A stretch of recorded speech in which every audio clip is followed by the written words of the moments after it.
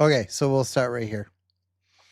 So, as I was saying, I'm the Philosopher King 2.0. If you don't know anything about the original Philosopher King, it was a thing from Greek philosophy about rule from a great philosopher king. And I think history has shown that the whole idea of having a philosopher king in charge of all the people doesn't work. It sounded great at the time, and they tried it out. They tried out like the Leviathan under with like Hobbes, and it seemed like you were gonna get a nice ordered society, but actually, what you ended up with was a whole lot of beheadings. In France, for example, and the American Revolution was not like the French Revolution.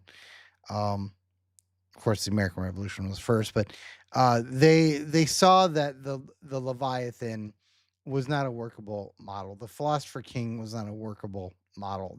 That could not work. But the Philosopher King 2.0 is like a reboot, right? It's saying, hey, look, we need to be in charge of our own life in our own affairs, but we can't be doing it willy-nilly. We have to think it through. We have to do the work, we have to do the research, we have to make the effort to protect ours, our family, our own well-being and that of our family. And no one else is going to do it for you. And to be perfectly clear and honest, no one should do it for you. And maybe you think that's moving all the way to the other extreme, but I think that a society of philosopher kings 2.0 would be much preferred to the trajectory that we're on. So today, in this live stream, which is the first that I've done in a while, we're going to talk about nationalism and secession. And I have viewpoints that I think might be a little bit different than others. I understand that. But it was inspired by this. I don't know if you've noticed what's been happening here in Canada. Here we go. There are people who are actually a lot of people. They're actually trying to move Alberta and Saskatchewan and some of the other provinces away from the Canadian federal government. And unlike in the United States and other places, Canada sort of has a process for with like for a province to withdraw non-violently, which is great. I think that's what they should do. Absolutely, there should be a process. So this is like happening right now. This is on the border of the United States, and this is the the Politico, right? Don't count on a 51st state, which probably means there will be a 51st state. The Politico, what a bunch of dumbasses. Sorry, but I mean they don't. Yeah, I'm not going to get into the idea of the likelihood of it happening or not. That's not really what this um live stream is about. But this is happening and we should be thinking about it. And if you look at America, it's been pretty interesting the last 15 to 20 years. Um there have been secession movements in Texas and in California, right? And I think that tells you something about um there must be a problem, okay? If your most liberal state wants to leave the union and your most conservative state wants to leave the union, and the only thing really that uh separates the two is who's the president. Is the president conservative or liberal? If it's a liberal president, then the conservative Texas wants out. So this tells me that things are broken, and I mean I think that's pretty clear that it is. it means that the federal government is making highly intrusive. Um, I mean, laws is not the word. They're going into the lives of people in the way that in an overreach. Like there's a people can't escape the reach of the federal government. And if it's a conservative president, then the liberals don't like that reality. And if it's a liberal president, the conservatives don't like that. So the solution to that is to stop being so damn intrusive, right?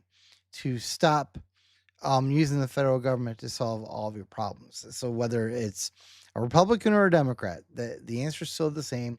The federal government needs to be radically scaled back with what it does, and it should fall back to what is talked about in the 10th Amendment. Everything not mentioned as an explicit duty or right of exercise, I guess we'll say, by the Constitution to the federal government should be reserved to the states and to the people. That was kind of a long way of saying that. Let me try saying that again. The 10th Amendment makes it pretty clear that unless you've got certain things that have been specifically designated that the federal government can do, those things are reserved to the state and the people. And we've just walked all over that for 200 years. We've just walked all over it. And that's how you get to a point where you've got two of the largest United states of the Union, alternating between secession movements. And of course, there are smaller scale secession movements. A large part of Illinois wants to get away from the Chicago area. Out in the western states, you got parts of Idaho and Washington that want nothing to do with the liberal nut jobs that are there. So yeah, things are really happening even here in America too, percolating underneath all of these things. Now in the United States, of course, we have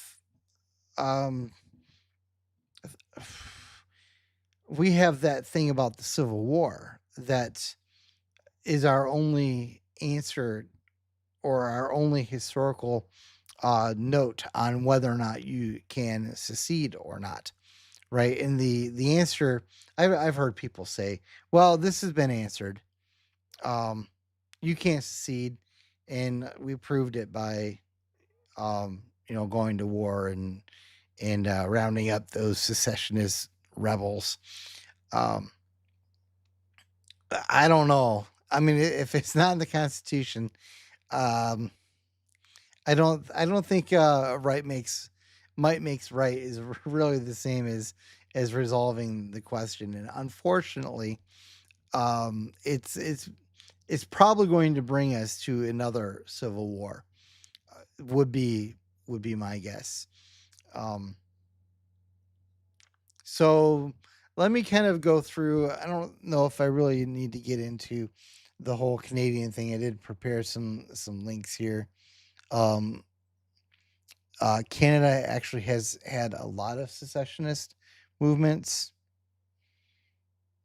and I don't know if you know this, but a few decades ago, there was quite a bit of chaos with the Quebecian thing, even some bloodshed, as I recall. Yeah, let's see here. Yeah, so you can look this up here yourself. That was Quebec. There have been others. See what else do we have? Oh yeah, so Canada does have a procedure for secession, which is different than a lot of other countries.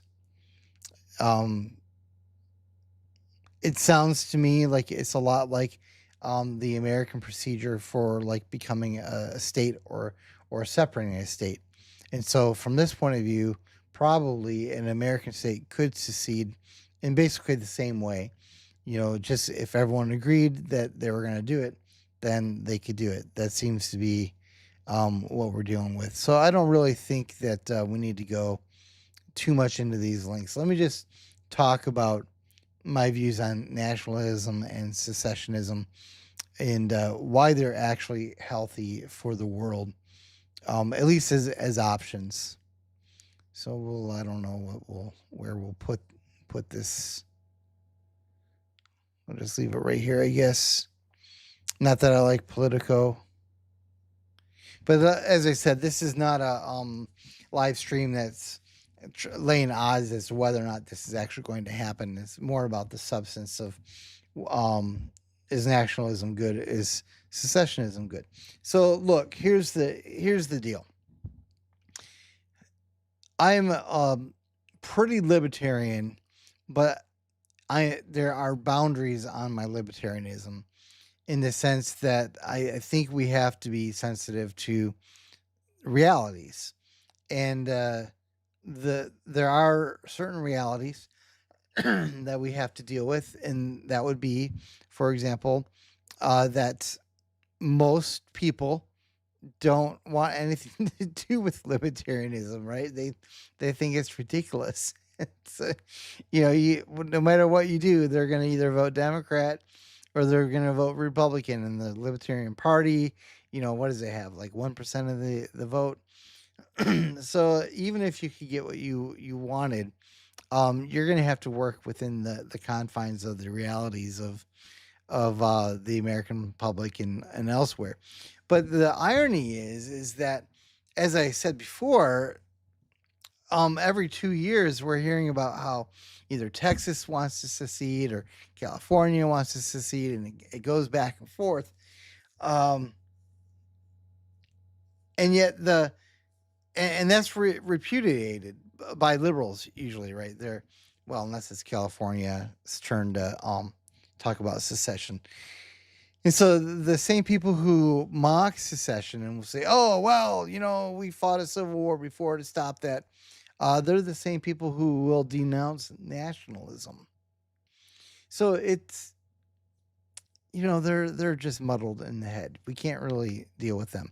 So let me start with kind of like a pure principle. Unless you're a real jackass, you should accept that it should be possible for somebody who violently disagrees with you to have a place to go, so they don't have to be with you. They don't have to be in the same room with you. They don't have to be in the same country with you or whatever. You should be able to vote ultimately somehow with your feet. And that is the problem with the progressive movement right now, is they do not like this whole idea of the states all having, like, you've heard the phrase, states are like little laboratories of experimentation. I mean, they hate that because most of their experiments just are terrible, and they have terrible results, and nobody likes them. And so, for example, we've seen this at scale in New York, Illinois, and California. People are voting with their feet. They're leaving these places by the thousands, if not the tens of thousands, if not the hundreds of thousands. They're getting out. They're voting with their feet. And the progressive response to that is, well, damn it, we're just gonna make it so that whatever they thought they were escaping in New York, it's going to be inflicted on them in Florida. So they want to federalize the intrusive laws about any number of things, gender laws, whatever. They want to federalize the taxes. They'll say, well, we'll just raise all the tax.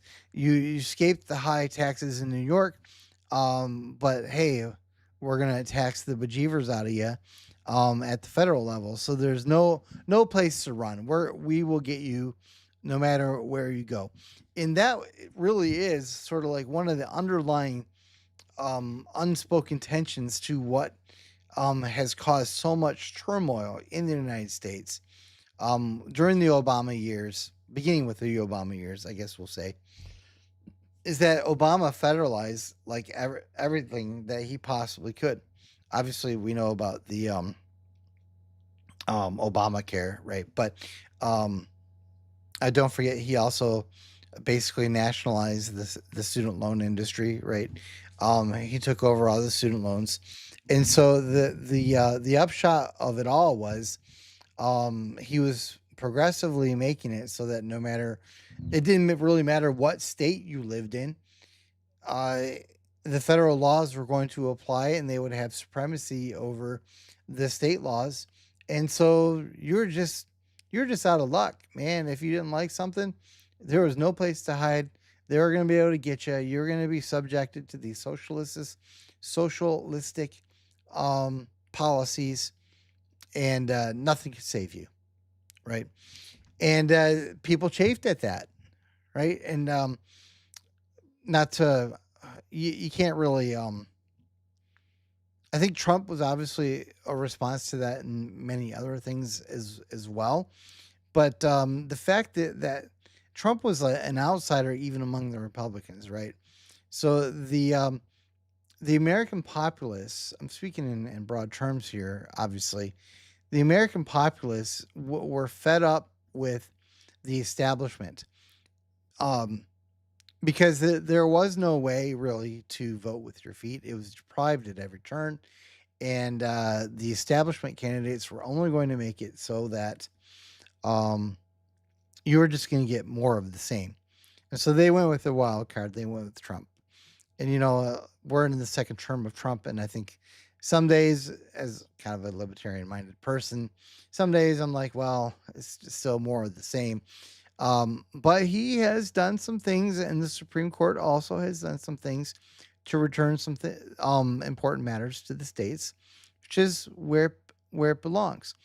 So I think the beauty of the American model, like if we can keep it, if we can actually follow the Constitution for once, dear God, can we please just follow the Constitution for once?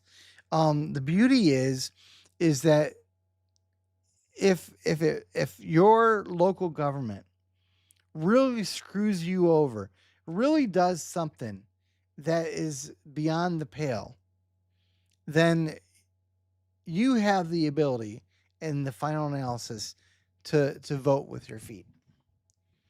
And that is a good thing. It's the last, well, I shouldn't say the last. It's one of the ultimate checks and balances that is built into the Constitution without even like saying it. But that was like the whole what the laboratory of the states refers to. It means that if Maine screws up, you can go to South Carolina, and if South Carolina pisses you off, then you can go up to New Jersey. I don't know why anyone would do that, but you could do that if you really wanted to. And so you could vote with your feet. It wasn't spelled out, but that's what was going on. And over the last 200 years, that is the very thing that has been cut off at the knees, to continue the metaphor, over and over and over again. So everything that's been federalized, which is a lot of things at this point, it's just been one more thing that has made it impossible for you to vote with your feet. And that's why you've got states that want to secede. You've got large numbers of people in those states. So you could say that what I've described is another check and balance. You've got the First Amendment, free speech, the right to assembly. You've got the Second Amendment, the right to bear arms. But you also have the right to vote with your feet. So if that was preserved, if we had maintained that with some integrity, there wouldn't be any secessionist movements. There wouldn't be talk about secession in the United States, because people could always have a place they could go to have the whatever it is that they want. If they want more freedom, they can go someplace and have freedom. If they want to have someone chase them around and wipe their butts for them, they have places for that too. You can go there. Go to California, go to San Francisco. They will gladly wipe your butts for you there, with enthusiasm. So, but that's all been really that's been deprived. That's been removed. So, in that context, within that reality, we have to face the grim truth that we could come to a point in this country where one side or the other, and as I think I've made it clear, both sides kind of do this. It could come to a point where things some things of significance are so federalized and there's no place to escape that people decide that there's nothing left than to just stand and fight right where they are. And by stand and fight, I mean like to the death, like shooting, murder, assassinations, that sort of thing. And we've already begun to see some of that with the left, right? But that is a situation that they've helped do. So the my point with this is that secession is actually a very important check and balance on the abuses of a government. Like, people need to be able to have that final release, that final ability to walk away, um, because the alternative is to start shooting people, and we don't want that. I'm assuming that most of my viewers are not going to want that. I don't want that. No one wants that. And unfortunately, it's the very thing that we do very little to make possible.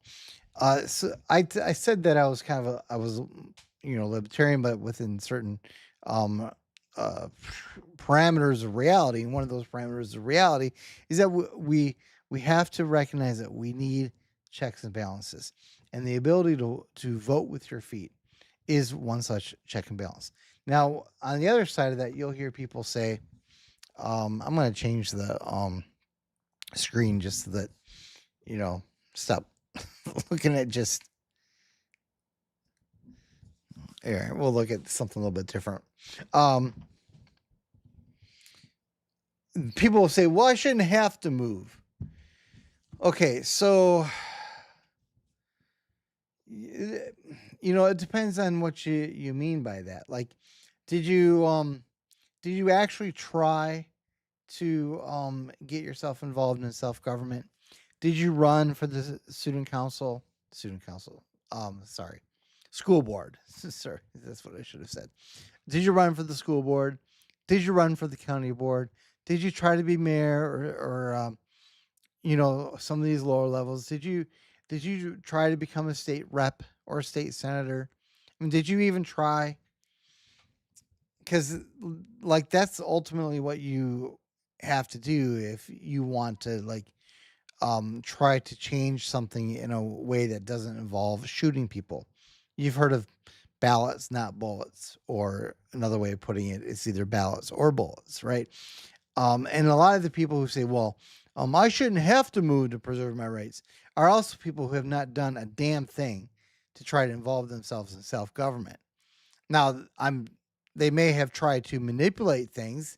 They may have joined secret societies or like Antifa and tried to blow up things or burn down things or hammer people over the head who disagreed, but they didn't actually usually try to engage in the process of self-government, which means actually trying to persuade people to your view and then stand for a vote. And if the people are not persuaded and you get voted out, then I guess you leave. If these people get voted out, they don't view that as uh like a how do I put it, like a they're not thinking, oh well, the people didn't agree with me, so I'm gonna respect the will of the people. No, usually they're like, oh, the people didn't agree with me, so I'm gonna find some other way to pull one over on them. This is where they might like appeal to the federal government. We're gonna go to the Supreme Court and we're gonna make it the law of the land. I couldn't do it at my local county, so we're gonna make. I couldn't get. Um, I couldn't persuade the legislative bodies over that govern 30,000 people to do it. So I'm going to make sure that 300 million people have to do it. So we're going all the way to the Supreme Court. Yeah. Wow. Gee, that's going to end well. Great thinking, Smokey. Yeah. So the thing is I recognize that voting with your feet is an extremely, I mean, the sacrifices that are involved in in doing something like that. You got to sell your house. You got to uproot your family. You got to move to an entirely different location. You have to choose that location wisely, looking forward 20 years, hoping that they don't become the very thing that you just left. And you probably will have lost a lot of money because you sold your house and your property at at a loss in order to make this move. And yeah, we don't want to have to vote with your feet most of the time. It's usually a very costly procedure. And I will say, in case you're wondering, I am someone who has indeed voted with my feet. So I'm not telling you to do something that I wouldn't be willing to do. I'm telling you about something that I have done. And I currently live on property in a location that has very little building codes and other things that really annoy me. Escaping an area that had a lot of building codes and other infringements on liberties, and just constantly coming after you, looking, demanding permits, blah blah blah blah blah. So my point is I mean I know, I know, it's not cool. But I'm glad. Isn't it great that I did have the ability to pick up and move? Isn't that nice? Isn't that great? Now, imagine this imagine like this applying to like 300,000 people or 3 million people, and they're not able to move. There's no place they can go. Um, now what's going to happen, right? So that's my defense for secession. Ultimately, is that you need to have as a straight up check and balance, a way for people to vote with their feet. And in the United States, secession would not even be um, anything that anyone ever talked about if we just simply abided by the Constitution. If we just simply said, okay, you can't do things at the federal level, but you can do them at the state level, because then you could always go to a different state. And I know people will be like, there's going to be people like, well, what about slavery or whatever? Uh, yeah, well, and maybe we should talk about that. Maybe we'll we'll come back around and talk about, okay, but what about in cases of slavery? We'll talk about that. But I promised a defense of nationalism too. So let me do that, and then I'll come back around to Abraham Lincoln and his statement about how he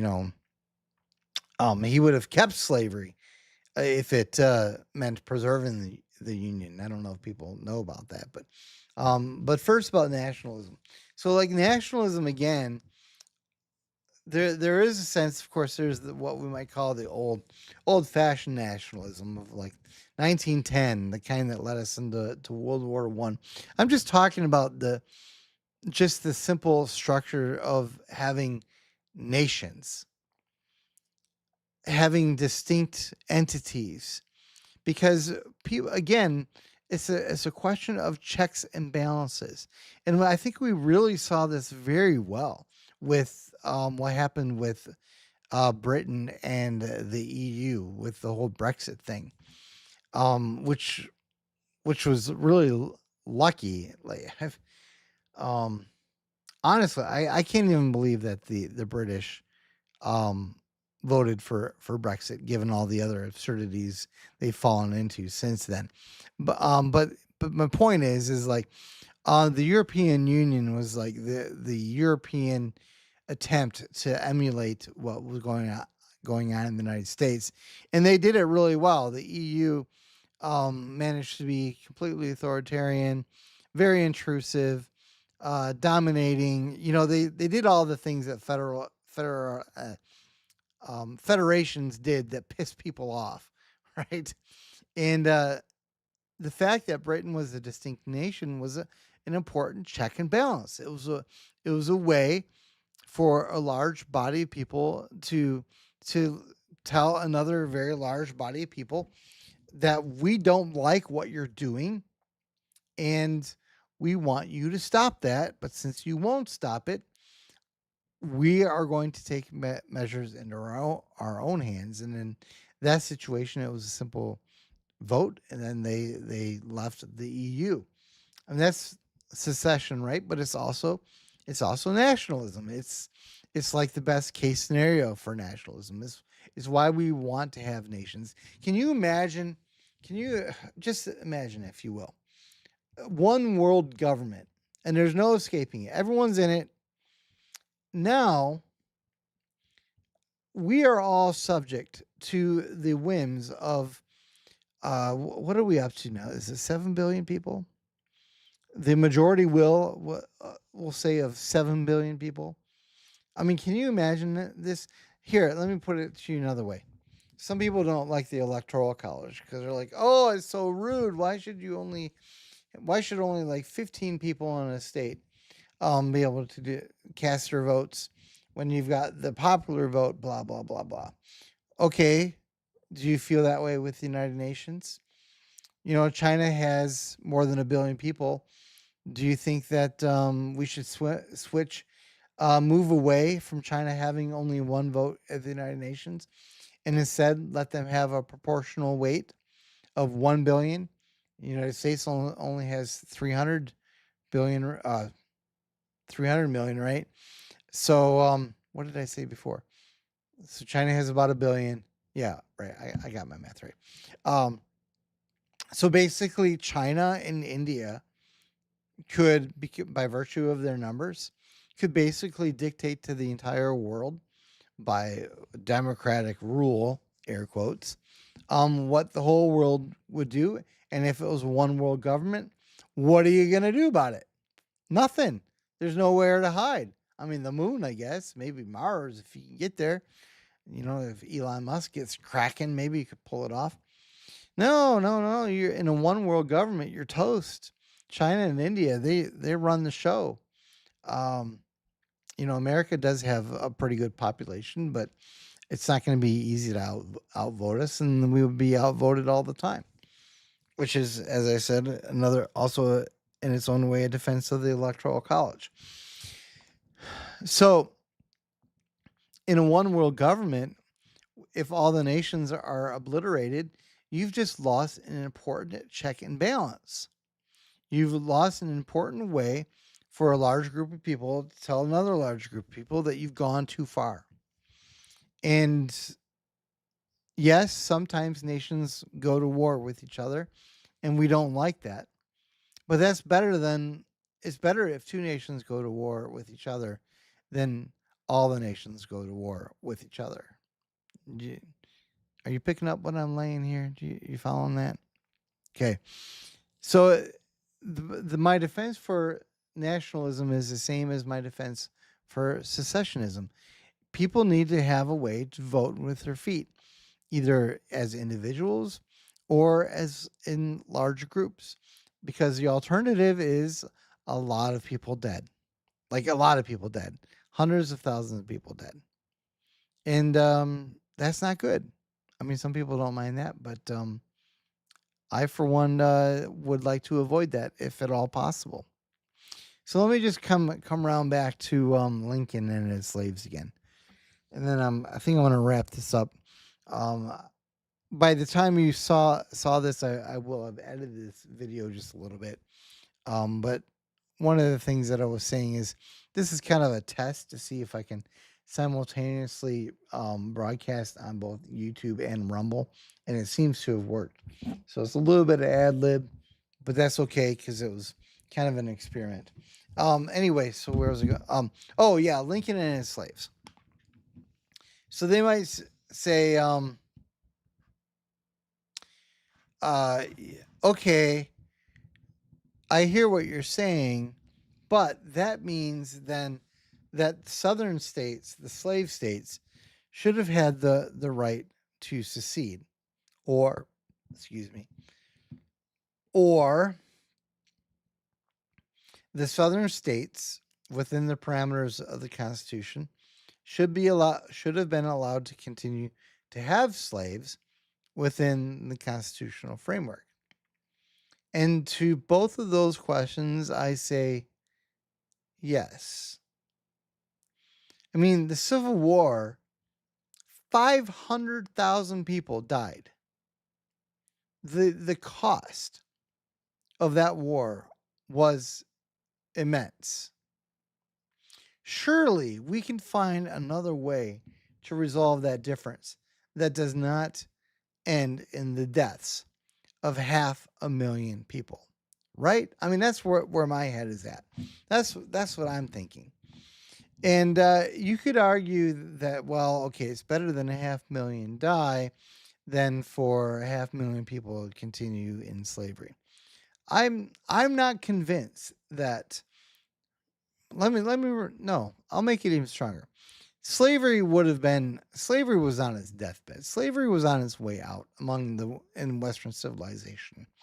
In another 20 or 30 years, it would have been put to bed in the United States anyway. It would have happened through a variety of means. You would have had boycotts, for example. The northern states would have said, "Well, we're just not going to do business with you." Things like that. There would have been embargoes. The economic pressure on the slave states would have been immense. It would have collapsed under its own weight within 20 or 30 years. I know that's a whole another topic, but in England, in England slavery had already been banned. In a lot of European states, it was already well on its way to being banned, if not banned already. It was going to go away.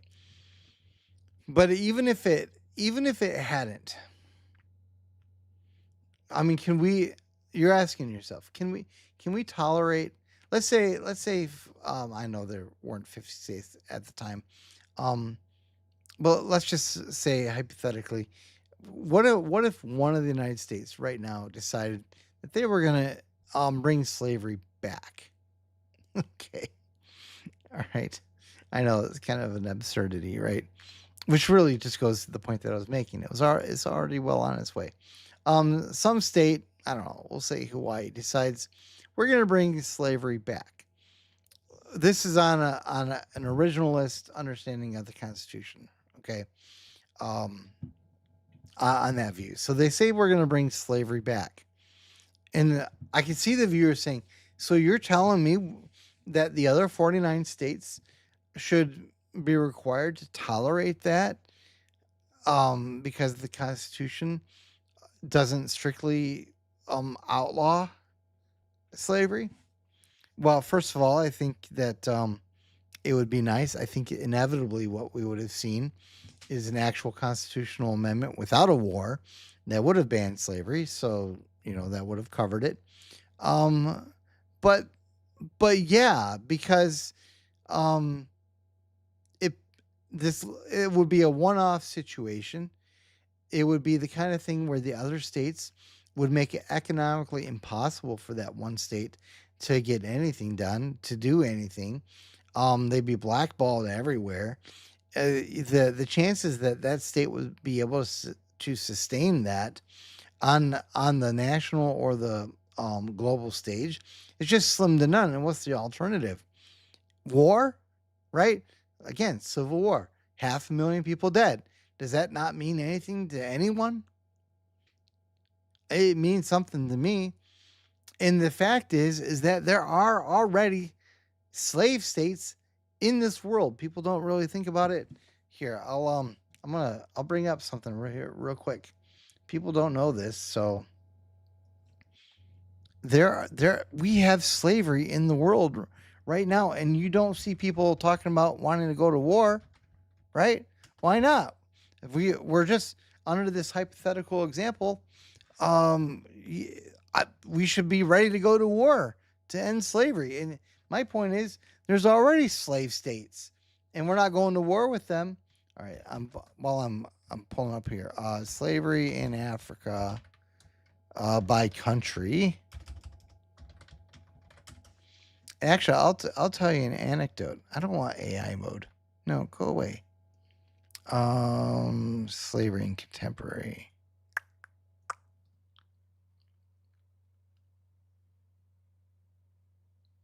Yeah.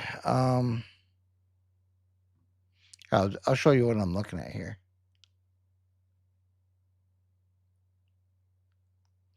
There's one particular country that has a ton of slavery. Well, yeah, of course. Look at all these countries. Contemporary slavery in these countries. Here it is, Mauritania. Oh, let's see, what do they say? 90,000 are already currently enslaved right now. Do you hear the international community thinking about going to war against Mauritania? I don't think so. People are still being sold into slavery all across Africa. Yeah. So, I mean, that's kind of my point. We're already living. We're living with slavery in this world, and people are not trying to go to war against it. And I'm not saying that slavery is good. We should oppose it with every ounce of energy that we've got. But to go to war against Africa to end slavery would kill millions and millions and millions of people, right? And that has to be factored into this. And it's better ultimately to allow people to vote with their feet. Now I know the slaves obviously can't. Then to force the issue and bring about the deaths of hundreds of thousands, if not millions of people. I mean, look at this.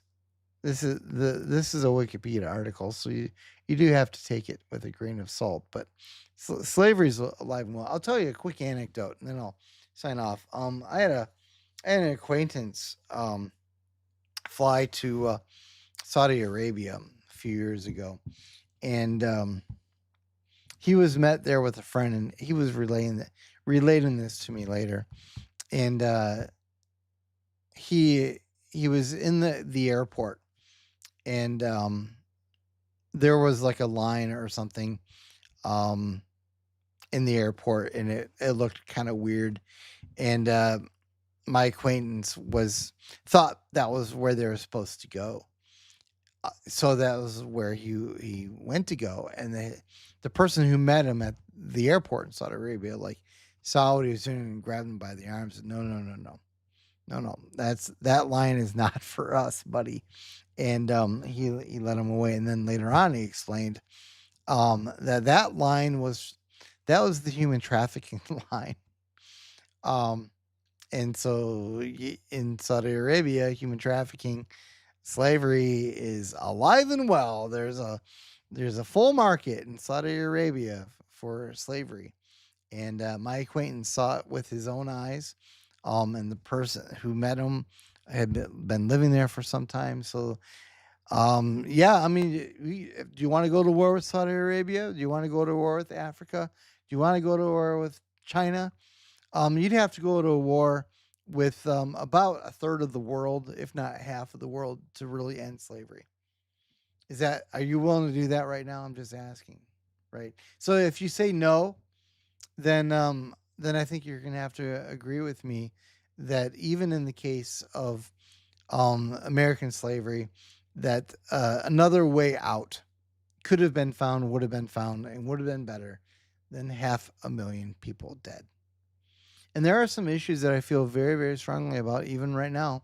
I'm not going to really get into them in this video, but I still, as strong as I feel about them, I still think they should be decided by the states. They should not be at the federal level, because at the federal level, there's no escape. You can't escape them. And if people can't escape, if they can't vote with their feet, they're going to start shooting people.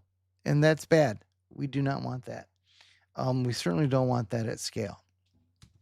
Okay, so if you watched this far, I really appreciate it. I thank you for doing so. Um, Please like and subscribe if you haven't already.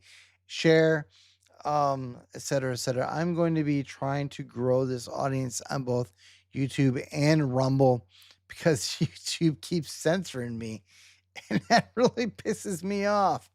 So if you are watching me on YouTube right now, and you found what I was talking about, at least something that was out of the norm, and original at least maybe, then find me on Rumble too, because there will be a day will come when I will be giving these live streams on Rumble, and I will tell you there what I really think.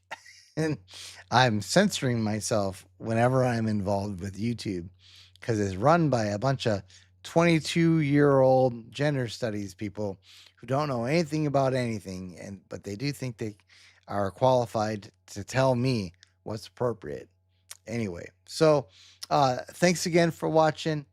Now I need to figure out how to shut this all down because um oh, there's a little end stream here. Let's see what happens. All right, so if I click this, I think it's over. So thanks for watching. We'll find out together. Have a good night.